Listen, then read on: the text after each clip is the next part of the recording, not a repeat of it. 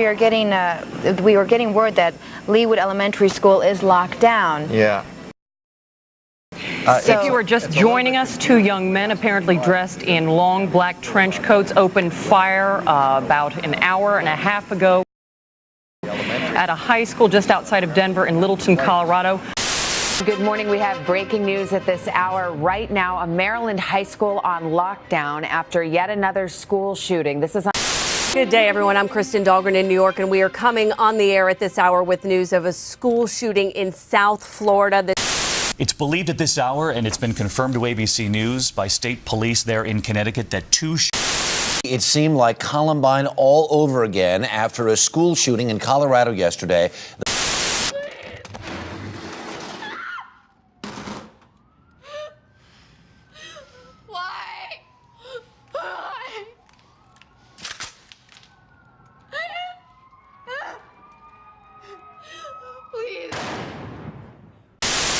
Many are also blaming violent video games and movies. After all, 11 violent movies are now in the theaters just 1 week before Christmas.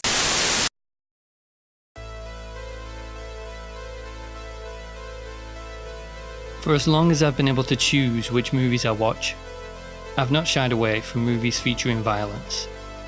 I've enjoyed them the same way as any Oscar-winning drama or comedy. And as a non-violent person, the question of whether or not violent movies influence real-world violence never once occurred to me. But in this digital world of instant and intensified news, it's impossible to ignore. The first piece of evidence used by supporters of this theory is the occurrence of mass shootings, and some of these shootings directly reference particular movies. But we can't really consider this evidence though. For a start, it completely ignores the millions of people that watch violent movies but don't commit violent acts. In 2016, 1.31 billion Americans went to the movies, and less than 0.001% of those engaged in violent crime. It also ignores the idea that if a violent movie can influence a person to violence, shouldn't other types of movies influence other effects? Could a peaceful movie influence the whole world to peace? Could a homosexual movie influence the whole world to become homosexual? No, obviously not, and neither can a violent one. But perhaps it can temporarily encourage someone. In psychology, there's an effect called priming. This is when a stimulus can be used to trigger a particular response. Someone who had just watched violent content may be more likely to have a violent response to something in the short term. In 1998, Brad Bushman published a study in the Personality and Social Psychology Bulletin, which looked at the effects of media violence priming and found that participants who were primed with a violent video were more likely to have aggressive thought processes. This effect is temporary, however, and fades within 30 minutes of stopping the violent stimulus. So it's not likely that this effect could be responsible for the long-term planning that a mass shooting or a serial murder takes.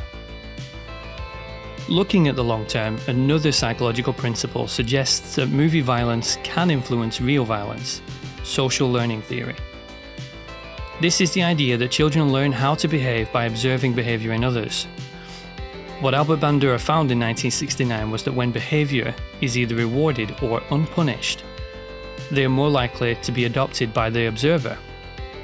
If a child is exposed to violent media, could they become more violent later? Possibly.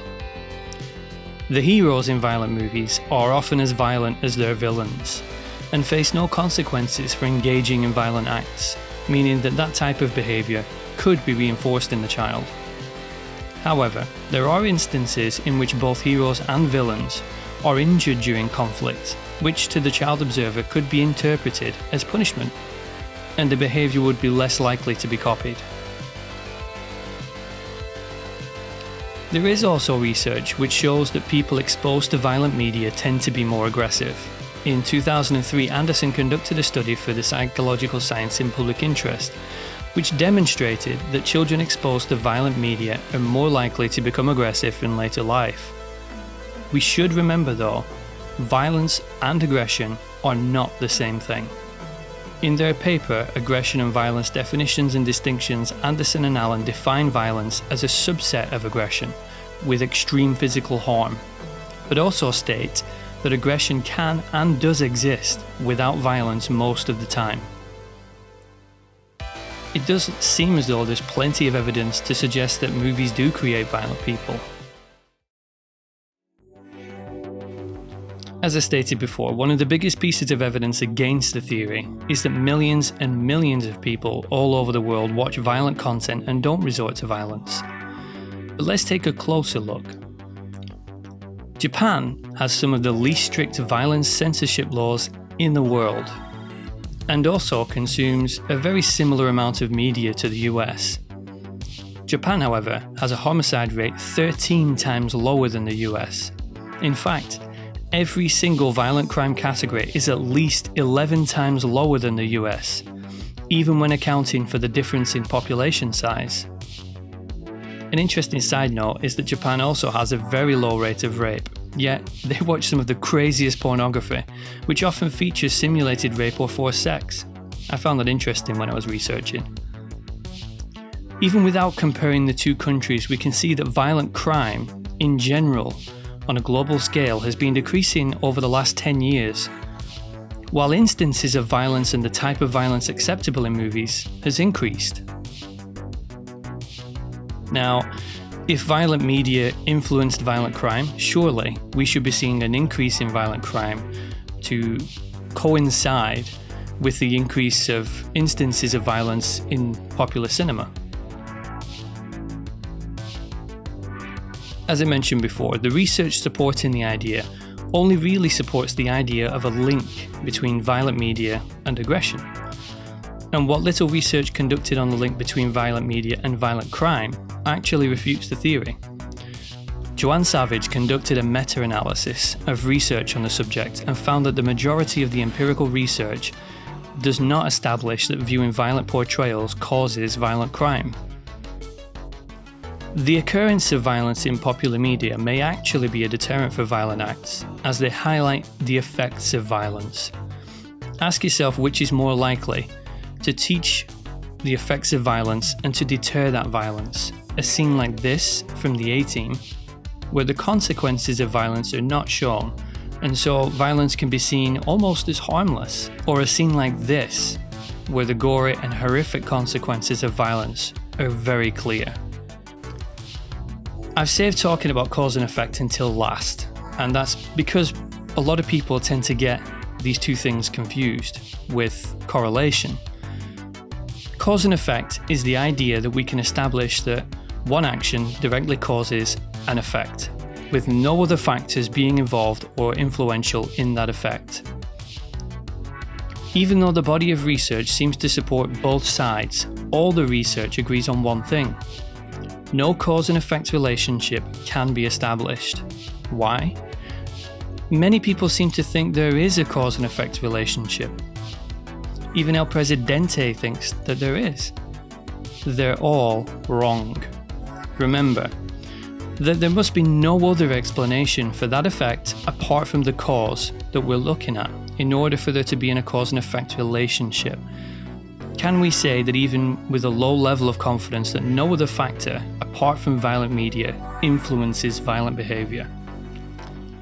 I'm not saying that movies can't provoke a thought or a feeling in people. They clearly do. But it's impossible to say that movie violence causes real violence. But when violent people commit violent acts, and they're also fans of violent media, it does suggest a link between the two. And that link feels compelling. And it's really tempting to say that they obviously did something violent because they watched something violent. So consider this. Do they do violent things because they watch violent things? Or do they watch violent things because they do violent things? Thanks very much for watching this episode. It was quite interesting and fun to research it, so I hope that comes across in the essay itself.